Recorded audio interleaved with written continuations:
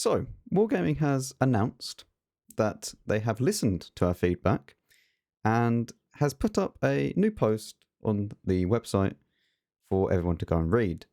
However, some of this just makes complete and utter nonsense.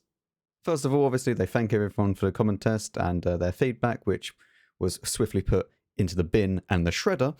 And then they went and moved on and said, the new system aims for. Now, this, even like, we'll move on to like the FAQ and the stuff that they're going to give out.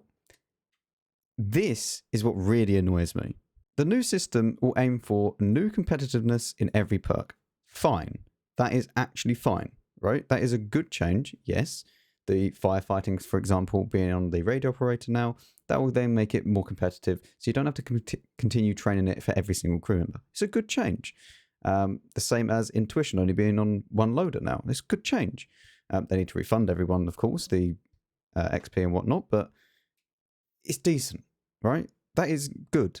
What's not good is when competitiveness of every perk, you suddenly turn into like signal range, that becoming teamwork or comms expert, and then that's just flat out just one of the best perks in the game, because as soon as you earn your either next to a teammate, being teamwork, or you get more than your HP in assistance damage, which also works for artillery, by the way, and yes, the stun counts. So as soon as artillery gets like 500 damage, it automatically gets buffed. I don't know either, okay?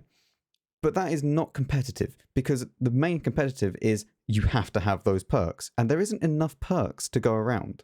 So you're going to have to pick and choose, and sometimes, depending on what type of situation you're in, you would want one perk over the other. So it's not competitive, is it? Because you need to be competitive, you need all the perks that you can possibly get, and you just can't get all the perks. Solidifying the perk system, yes, they did make it easier to understand with the perk UI and the little, hold down Alt and you can see what happens. It's fine. That's good. A good change again.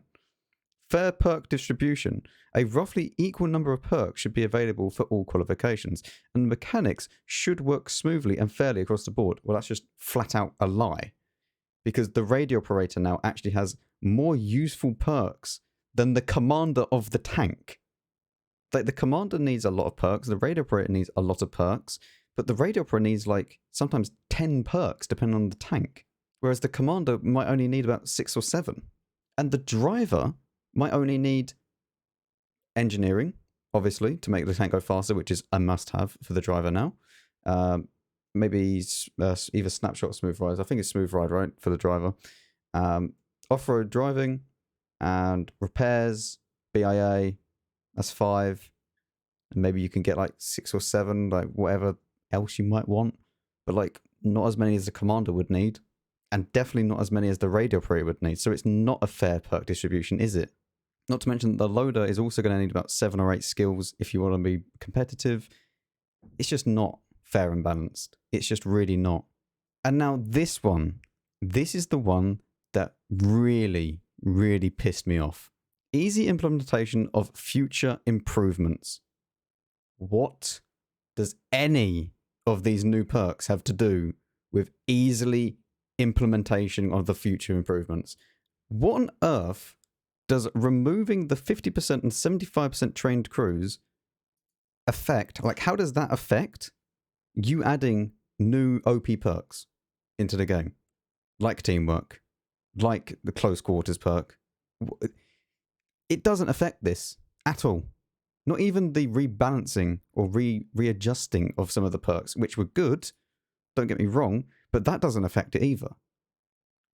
The perks are only going to be affecting once you get to 100%. And you removing that just means that you'll earn perks instantly. So what does that have to do with it? Allowing a single crew to operate multiple vehicles. What? Again, this has nothing to do with what you're trying to do at the moment. And implementing mechanics to transfer unused crew experience from one crew to another. What? None of these, literally none of these, have anything to do with the changes that you've been suggesting so far. And let me tell you, these are good changes, but they don't have anything to do with the way that you've implemented these at the moment. And then Wargaming hits us with some hard truths, that monetization was never a part of these goals.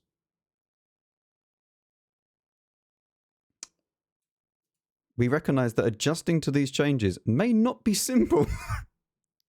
So we're introducing a special promotion to help you get comfortable with this new system. Basically, from when the update goes live, so it'll be April sometime, until the end of 2023, as soon as you log in during that period, you'll get 30 days to go ahead and reset all your crews. The only problem with this is that that is going to take a long time. Why don't you just reset every single crew in the game? Like, why don't you just do it? Like, why are we having to work for what you have implemented and you have just destroyed the game with? Why?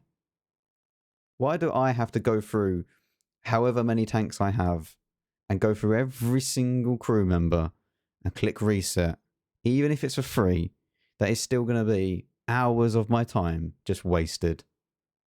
It's unacceptable. But don't worry, they will additionally give you 12 retraining orders, as they keep in their word about that.